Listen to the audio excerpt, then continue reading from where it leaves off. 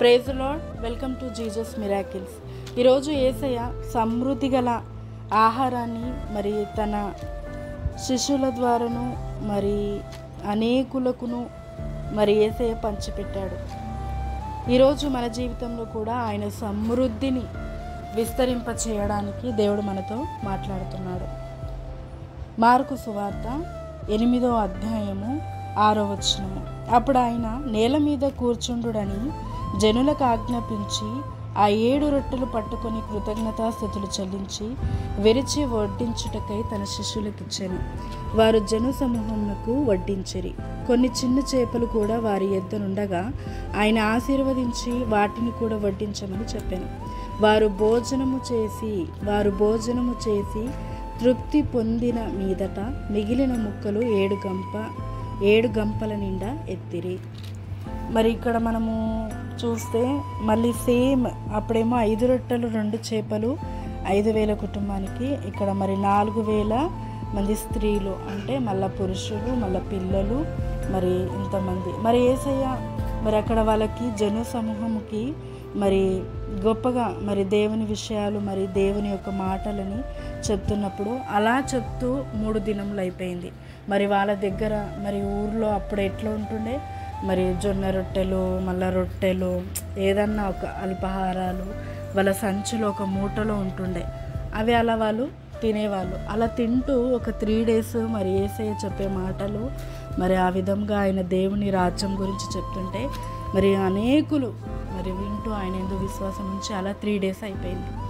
మరి యేసయ్య వాళ్ళ పైన కనికరపడి మరి వాళ్ళు 3 దినములైంది మరి ఇక్కడికి వచ్చి మరి వాళ్ళని ఉత్తగా నేను పంపించడం నాకు ఇష్టం లేదు, మళ్ళీ వాళ్ళు దారిలో మళ్ళీ మూలిగి పడిపోతారేమో అన్నప్పుడు మరి ఆయన శిష్యులు ఏం చేయాలి ప్రభు, ఎట్లా అంటే ఎవరి దగ్గర ఏమైనా ఉందా అన్నప్పుడు మరి వాళ్ళు అక్కడ ఉంది అని చెప్పేసి మరి 7 రొట్టెలను తెచ్చిస్తారు. ఆ రొట్టెలను పట్టుకొని మరి యేసయ్య సేమ్ అదే విధంగా వాటిని ఆశీర్వదించి కృతజ్ఞతలు. నీకు ఈరోజు ఆశీర్వాదం కావాలా?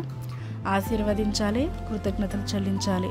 శపించకూడదు, తిట్టకూడదు, మరి దూషణ మాటలను నీకు కలిగిన వాటికి చెప్పకూడదు. ఒకవేళ చెప్పినట్లయితే యేసునామంలో కొట్టివేస్తున్నానంటే మరి అవి మరి నెరవేరవు. మరి చాలాసార్లు మనల్ని విడిపించేవారు యేసయ్యనే, కానీ మనకి తెలియక మనమే శాపనార్థాలు పెట్టుకుంటాం. మరి ఇతరులు పెట్టిన శాపనార్థాలు ఒకెత్తు అయితే కోపంలో, గొడవలలో, కష్టంలలో, పరిస్థితులలో, విసుక్కి మరి ఆలస్యములో ఇక నా జీవితం ఇంతే, నా దరిద్రం ఇంతే, నా దరిద్రం బతుకు, ఇలా ఎన్నో మాటలు ఉంటాయి కదా. మరి ఎవరన్నా ఏదన్నా చేసినా కూడా అలాగే ఉంటాయి. ఇక కొంతమంది అయితే సీరియళ్ళు చూసుకొని వాళ్ళ జీవితంతో కంపేర్ చేసుకుంటారు. ఇంకా కొంతమంది ఇతరులతో కంపేర్ చేసుకుంటారు. కొంతమంది వేరే వాళ్ళతో కంపేర్ చేసుకొని మేము బాగున్నామని అనుకుంటారు, కానీ సాటిస్ఫై ఉండదు. మళ్ళీ ఇతరులు కొంచెం హెచ్చింపబడితే మళ్ళీ అదొక సాటిస్ఫై ఉండదు. ఒకటే ఈరోజు దేవుడు చెప్తున్నాడు, నీకు ఏది కలిగినను మరి బహు గొప్ప మందికి కలిగిన దానికన్నా నీతిమంతునికి కలిగినది గొప్ప ఆశీర్వాదం అని దేవుడు మాట్లాడుతున్నాడు. నీకు కలిగినది ఏదైనాను, ఒక చిన్నదైనను, ఒక చిన్న రొట్టె ముక్కైనను పర్వాలేదు. ఆ విధవరాలు ఆ చిన్న రొట్టె ముక్కతోని గొప్పగా ఆశీర్వదింపబడ్డది. నీకు కలిగినది కొద్దదే. ఇక్కడ ఉన్నది 7 రొట్టెలే, చిన్న చేపలంట, కానీ వాళ్ళు భోజనము అంటున్నారు. భోజనము చేసి తృప్తి పొందిన తర్వాత మళ్ళీ వాళ్ళు ఆ విధంగా అంటే భోజనం అంటే ఏంది? స్టాప్. మనంతలో మనం స్టాప్ అనే వరకు మనం లేవం. తినే దగ్గర మరి మనం ఎంత తింటున్నాను అనేది మనకి సాటిస్ఫై అనేది అది భోజనం అంటారు కదా. ఆ విధముగా మరి యేసయ్య వాళ్ళని తృప్తిపరిచాడు. ఈరోజు నీకు ఏది కలిగిన ఒకటే మళ్ళీ నేర్పిస్తున్నాడు యేసయ్య, థ్యాంక్స్ గివింగ్. నీకు కలిగినది ఏదైనా పర్వాలేదు, చిన్నదా, పెద్దదా, గొప్పదా, పాతదా, ఏదైనా పర్వాలేదు. కృతజ్ఞతలు తండ్రి కృతజ్ఞతలు అని చెప్పాలి. నీవు ఆశీర్వదించాలి. నీవు శపించకూడదు, సరిపోదు అనకూడదు. నీ నోట్లో నుంచి అది సరిపోదు అని నీ యొక్క మైండ్కి తెలిసినా కూడా విశ్వాసముతోని కృతజ్ఞతలు చెల్లించి నువ్వు ఆశీర్వదించు. నీవు ఆశీర్వదించగా సమస్తము ఆశీర్వదింపబడుతుంది. ఎందుకంటే ఆశీర్వాదం అనే దేవుడు నీలోనే ఉన్నాడు కనుక, యేసయ్య నీలోనే పరిశుద్ధాత్మ ద్వారా నివసిస్తున్నాడు కనుక ప్రతిదీ ఆశీర్వాదకరమే. అసలు ఆశీర్వాదం అంటేనే నీవు. మరి నీవు ఆశీర్వదించింది ప్రతిదీ ఆశీర్వాదకరం. కానీ నువ్వు పలికింది ప్రతిదానికి పవర్ ఉంది కనుక ఇన్ని రోజులు నువ్వు పలికినదే జరుగుతుంది.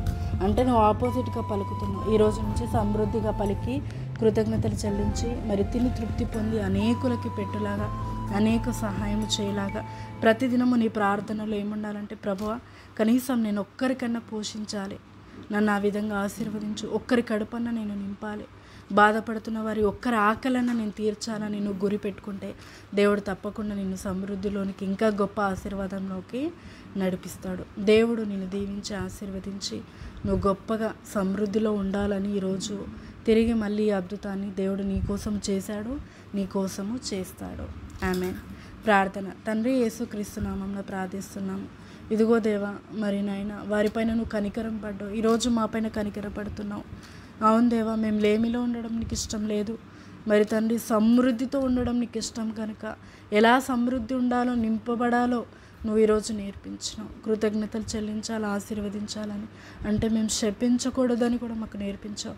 అటు జ్ఞానాన్ని మాకు దయచేయి, విశ్వాసాన్ని దయచేయి ప్రభా. అభివృద్ధి పరుచుకునే జ్ఞానమును, తెలివిని మరి నైనా నీ వాక్యము ద్వారా మాకు సమస్తాన్ని బోధించి తెలియచేయమని, యేసుక్రీస్తు నామంలో ప్రతి ఒక్కరిని సమృద్ధికి నడిపించమని, ప్రతి అప్పుని యేసు నామంలో కొట్టివేస్తున్నాను. ఎవరైతే బాధపడుతున్నారో, ఎవరి బంగారం అయితే ఇదిగో తండ్రి విడిపింపబడక బాధపడుతుందో, ఇంకా మళ్ళీ ఎప్పుడు వెళ్ళకుండా విడిపింపబడును గాక. ఏ అప్పుతో అయితే బాధపడుతున్నారో, ఏ కుటుంబము ఇంకా మరి ఎలా నెలంతా ఎలా అని బాధపడుతున్నారో, స్కూల్ ఫీజుల విషయమై ఏ విషయమైతే ప్రభువా మరి వాళ్ళు ఇబ్బంది పడుతున్నారు ప్రభు, వారికి ఉన్నది సరిపోవట్లేదు, ఈరోజు వారిని ఆశీర్వదించు, వారి కుటుంబాన్ని ఆశీర్వదించు, వారి కలిగినది ఆశీర్వదించు.